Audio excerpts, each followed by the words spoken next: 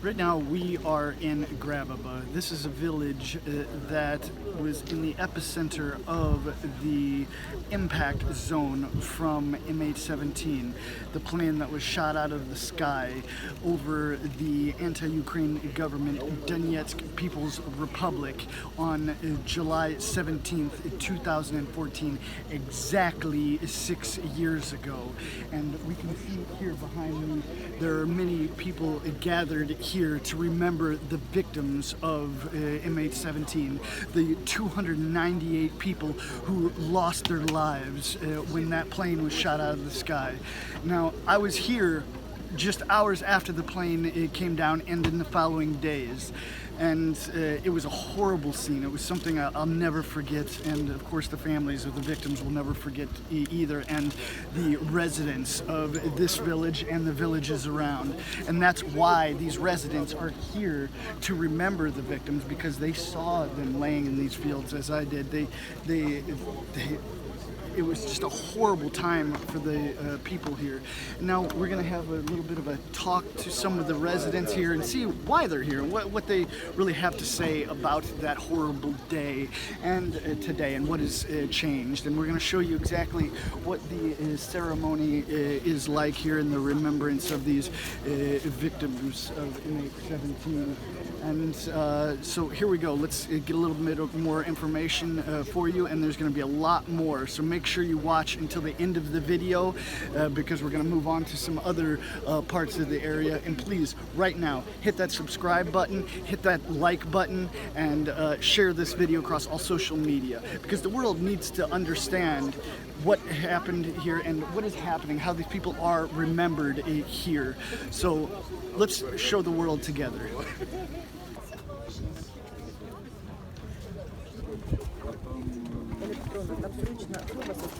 Почему вы здесь сегодня? Ну, сегодня годовщина гибели самолета Боинга. Погибли люди, мы приехали почтить память. И вы откуда?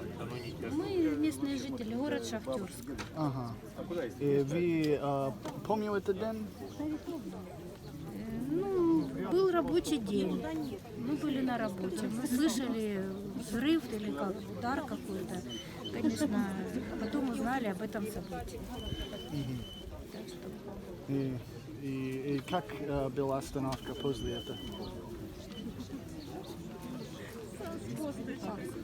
Все волновались, все как-то испугались этого события, что расстроились, погибло много людей.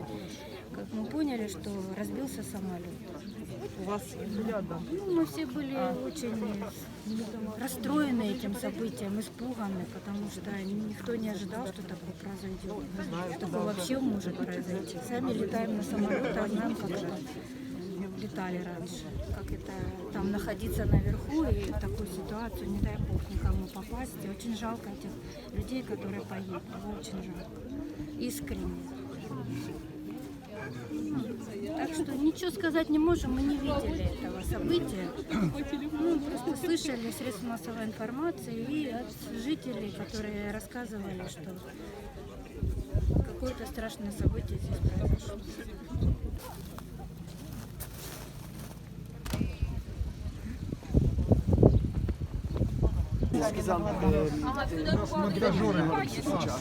Село Грабово, Шахтерский район, Донецкая Даже область. если будешь заикаться. И почему вы здесь сегодня? Сегодня пришли почтить память погибшим людям в авиакатастрофе. И вы откуда? Село Петропавловка, Ага, это недалеко, недалеко. да?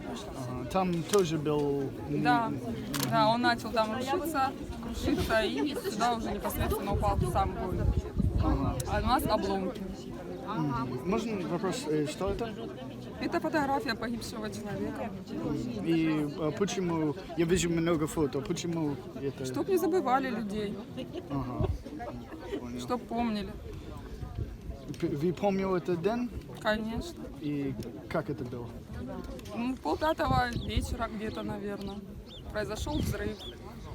Мы вышли на улицу, и с неба падали непонятные обломки, летели вещи. Поначалу мы не знали, что это такое, а уже когда начали люди собираться, уже увидели, что это был самолет. У нас непосредственно в селе много обломков упало. И потом уже наши люди, жители села Петропавловка, в основном мужчины, шли, собирали обломки самолетов, людей. И как это было время после это? Был бой, был стреляет? Нет, у нас еще, относительно было тихо, но бомбили тогда сильно Саурмагилу. А у нас именно доносились взрывы. И мы уже на тот момент были в подвалах. А уже именно когда упал Боинг, тогда начали сильные обстрелы. После Боинга, да, уже когда у нас в Петропавловке. Да, когда именно упал Боинг, у нас в Петропавловке начались уже бои. И вы знаете, как именно здесь был после Боинг пропал? Здесь? Да, вы знаете или нет? Не, ну мы знали, что он летел с Петропавловки. Не, после это как война. Был стреляет здесь или как? Стреляли здесь или нет? Да. Ну какая здесь была обстановка после того, как упал Боинг? Здесь относительно тихо было. В основном было в Петропавловке боевые действия. У нас полгода бомбили. А здесь относительно было тихо. А именно в Петропавловке, там у нас стояли ополченцы, были бои. У нас там погибли люди. Да?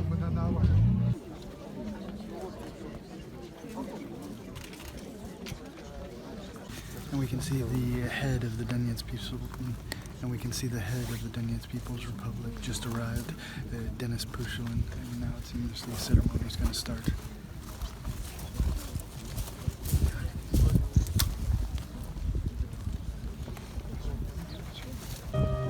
Кто-то сказал, что пока жива память, те, кто ушел из жизни, находятся среди тех, кто их любит.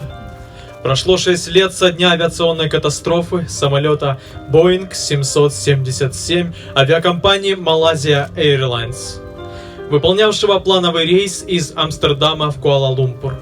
На борту находилось 283 пассажира и 15 членов экипажа. Все они погибли. Жители Донецкой Народной Республики скорбят о случившемся. И каждый год приходят сюда, чтобы почтить память людей, погибших на Донецкой земле. Слово предоставляется главе Донецкой Народной Республики Денису Владимировичу Пушилину. Уважаемые друзья, лето 2014 года было знаменовано, наверное, разгаром боевых действий на Донбассе. Кровопролитные бои в Иловайске, Шахтерске, авиаудар по Снежному. И вот 17 июля 2014 года в результате чудовищной провокации со стороны украинских властей потерпел крушение малазийский Боинг. Погибло 298 человек, 80 из них детей. Мы собираемся каждый год, чтобы почтить память. Мы знаем, что такое терять близких, и мы глубоко соболезнуем родственникам погибших, которые оплакивают, продолжают оплакивать своих родных людей. Мы также видим, что уже 6-й год продолжается расследование, которое, увы, является политически заангажированным, и все следствие, которое проходит в этот период, оно просто подводит под ту версию, которая была озвучена в первых 2 часах. Конечно же, мы видим, что пытаются Киев, конечно же, всеми возможными способами снять с себя вину, переложить на народное ополчение Донбасса, на Россию. Конечно же, речи не идет о том, чтобы Украина раскаялась в содеянном военном преступлении. Увы, к сожалению, мы фиксируем, что продолжаются обстрелы наших населенных пунктов. По сей день продолжают погибать мирное гражданское население. Увы, это нынешняя Украина, и даже с условием новой власти, пришедшей в Киеве, ничего не меняется. К сожалению, это так. Мы знаем, что история расставляет все по местам. И, конечно же, мы уверены, что рано или поздно общеизвестным станет виновник чудовищной катастрофы, чудовищной провокации, чудовищного военного преступления, совершенного киевскими властями. По-другому быть не может. Ясно It's было also одно, что погибли люди. so Люди, bittersweet, которые стали жертвами украинской poetic almost, агрессии над that жителями just as Донбасса the и не ceremony только starts над to всем миром. remember the victims На of сегодняшний день MH17, прошло очень много времени, но мы помним и мы знаем, как чувствуем эту боль, которую люди, родственники переживают за жертвы крушения. И хотя такое преступление мы никогда не забудем, люди, которые виновны в этом преступлении, мы надеемся, что будут наказаны. What Украина happens to должна MH17. Of course, за невинно it's пролитую quite кровь. different than the opinion Благодарим and вас. the findings of the Время и joint события отмеряют investigation жизнь team, which found that it человека. was Russia, Они мелькают в жизни, утопают в нашем that, прошлом, was at не оставляя fault and ничего shot больше, MH17, кроме but, следов памяти. Russia and the Donetsk People's Колокольчики, Republic, которые мы сегодня accused прикрепили к Ukraine дереву, of, навсегда укрепят память о shooting тех, down the, кто уже никогда не the вернется. plane. Легкий звон от дуновения ветра будет возвещать всему миру, что жители Донбасса помнят и скорбят о случившемся. Почтим память погибших минутой молчания.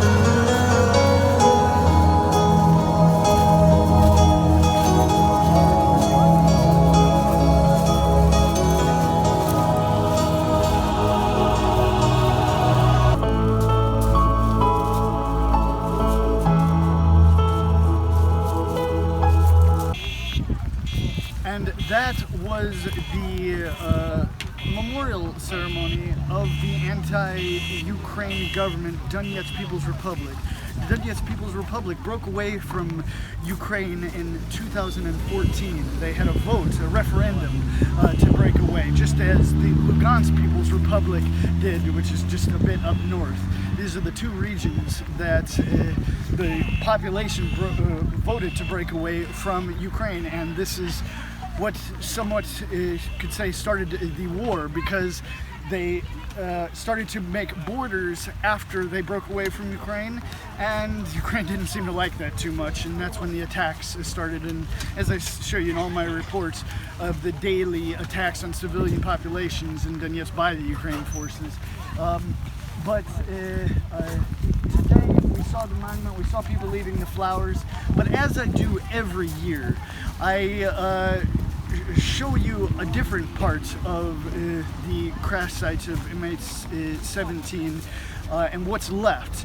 I've been here every year for 6 years showing you the fact that there are still human remains left here on the crash site, which is a horrible thing. I don't enjoy showing this to the world, but it's something that needs to be shown, because there's no way human remains should be left on a crash site here over 6 years. It's just not something that should happen. There was a search and collection in April of 2015, but like today, that time was very wet and muddy. Every April is really a wet season. So we're gonna head over to this field here, where I go every year to search and see if there are still human remains left here on the crash sites. I haven't been here since July 17th, 2019, 1 year ago. And at that time, I filmed and reported that there were still remains here on site. And yes, a lot of people do have issues with the fact that I filmed this, but I'm not the only journalist that's done this. Many have done it over the years, filmed these human remains since 2014. But I am the one that does it the most, because if it was me laying in this cattle field here, my remains, I would want my remains to be taken home. And if it was my family, I would want my family's remains to get home, no matter how small they are. And you have to also keep in mind, out of the 298 people that lost their lives during this a horrible tragedy, 2 of them still have nothing been identified by DNA. There's been no bones or anything collected yet that has been positively identified for 2 of the victims. And my goal is to push and keep pushing every year to get this area here searched again in the dry season, because this is actually a very shocking weather for July here in Donbass. It's normally very dry here throughout the summer. It's been a very weird weather the last couple of months. But this area here, as you've seen in my reports over the years, and in 2014, this area is where the engines and the fuel tanks and a lot of the luggage and other things fell. And this is where the biggest inferno was. And unfortunately, many of the things that fell here, including the victims, were incinerated, so it left many small pieces of things, like this here. This is a piece of some part of the installation or anything.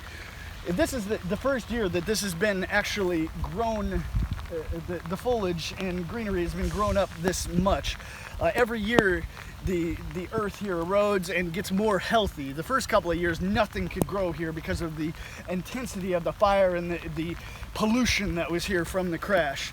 But what we're going to do now is try to find some remains and document them and hopefully help to get this area completely searched and all of the human remains back to their families and back home where they belong. So I'm going to keep this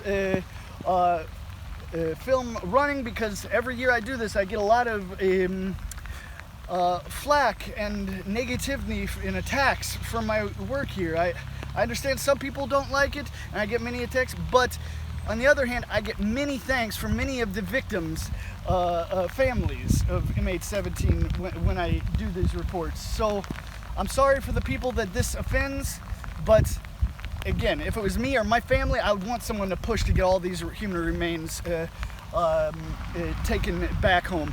And also, I forgot to mention earlier, in 2017 I was contacted by Jarrett Theory from the Joint Investigation Team, who saw one of my videos on the remains here, and he requested that I collect these remains and turn them over to one of the mayors and the local authorities of the Donetsk People's Republic, one of the mayors here in a village near this, which I did 3 times in 2017, and at least, from what he told me, 7 people were from those remains were identified. 7 victims of MH17 were identified from the remains that I sent in. They were identified with DNA testing.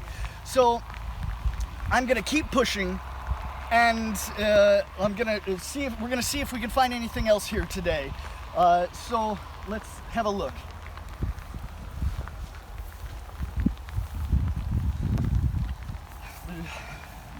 Last year there was some in this area. There used to be actually a stone here that another journalist filmed. It was actually on Cherie's YouTube channel. Another journalist filmed here of a local saying they had found remains as well, and they were placed in some near a stone. But it's not just around the stone, but that's where we found them last year, one of the areas, and beforehand, in this general area.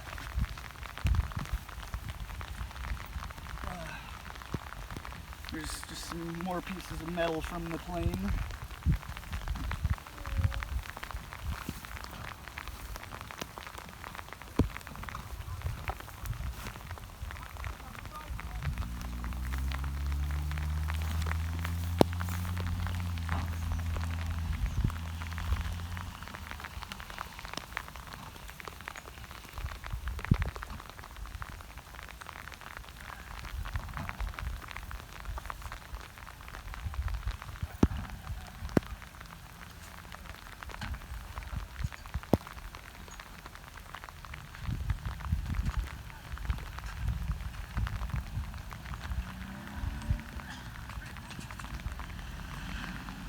Okay, the weather is definitely making it harder to find these pieces, especially with the more growth that's happened here.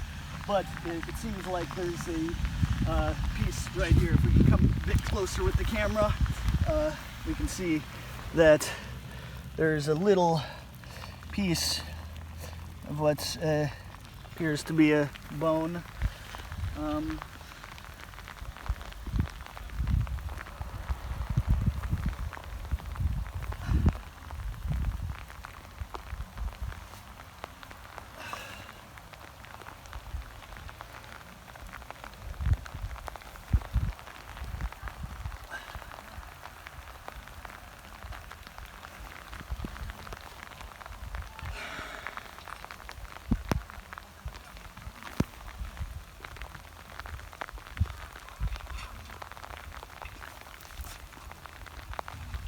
Remember that that's right in this area.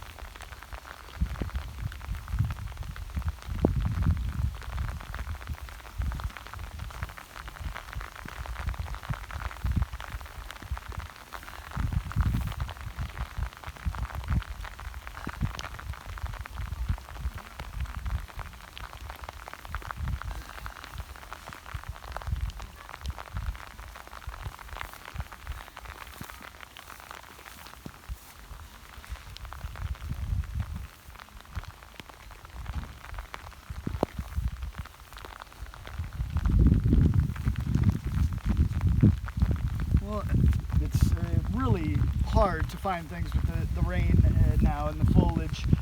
So I'm thinking we might have to come back on a later day and possibly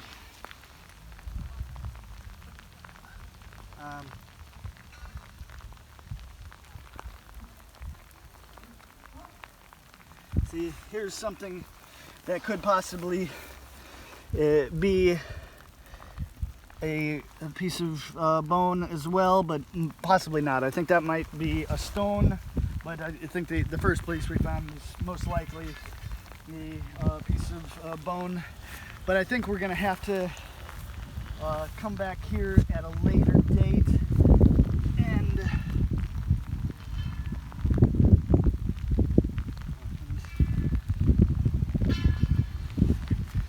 here's what I believe is a piece of the plane itself, a piece of metal or something. It's got a couple holes in it and a bolt here of some sort. It's a little bit strange. It's got some bubbles in it. I guess that was from the intense inferno that was here. We'll leave that. There's many pieces of the plane that are still strewn across not only this area but all through these fields. I guess let's take a little bit of a closer look at that piece that was right about here, I believe. No, what? Yes. Actually, we'll take a closer look, and I'll send this video to a person that has actually contacted me several years ago that we weren't actually able to connect, but from the law enforcement of the Netherlands in The Hague, and he actually informed me that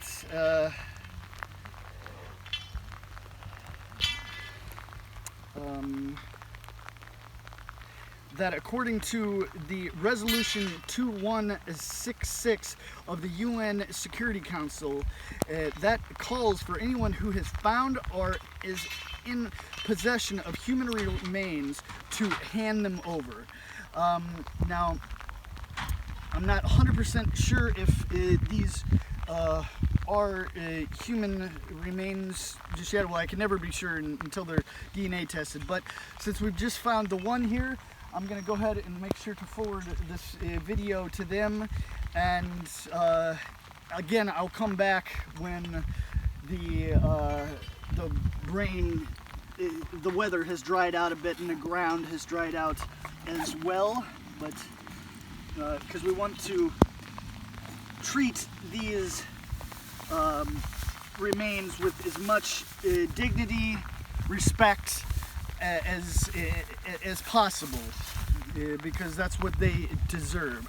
But we're gonna have a bit of a closer look at this one piece here, and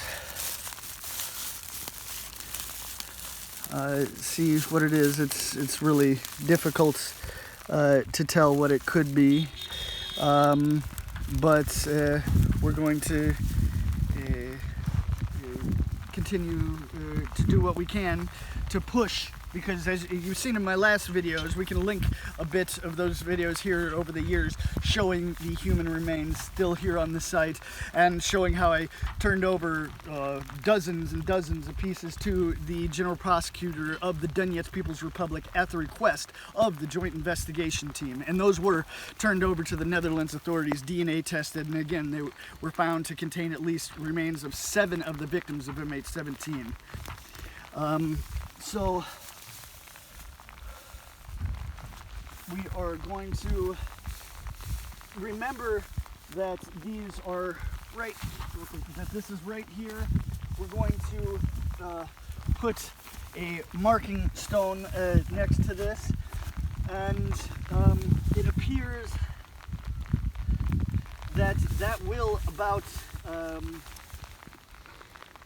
finish it for today because it's just not as in April of 2015 when they did the official search to go through this area here and collect all the human remains. It was not possible to do that with such small pieces of remains because everything was wet and it was raining. That's just how the weather is here in the spring, and as I said, it's very rare to have weather like this now, but I'm sure soon the weather will get better and we can come do more of a thorough search.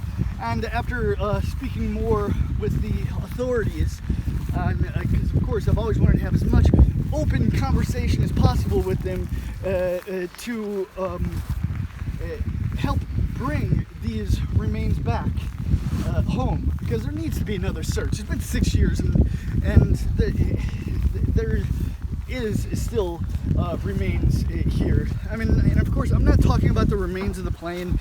That's, you know, there's small plane, I don't know how much information could be actually gotten from the remains of the plane, but the remains of the people need to be gone back home to their families. I mean, it's just ridiculous that there is still human remains left on the site so long. You can see this isn't just today, as I've said, I'm going off of.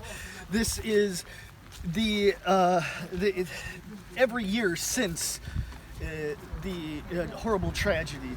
So something needs to be done. Hopefully something will be done. And this year during the dry season, there will be a search done here. That's been my goal from the get-go. And it's not like it's, yes, the crash site had parts of the plane all across, you know, a lot of this area here, but this is where the remains still are and need to be recovered. So please share this video to show the world what's really happening here, what the locals here do on a yearly basis to remember the victims, what the situation is like here. And I promise I will come back here when the weather's a bit better and show you some more information and find out really what is still here to best of my ability, and I'm going to be communicating with the authorities in the Netherlands to try to help bring some sort of closure here and bring these remains back to their families, because it needs to happen. So please, right now, like this video, subscribe, and share it across all social media, because we need to show the world. Help me show the world.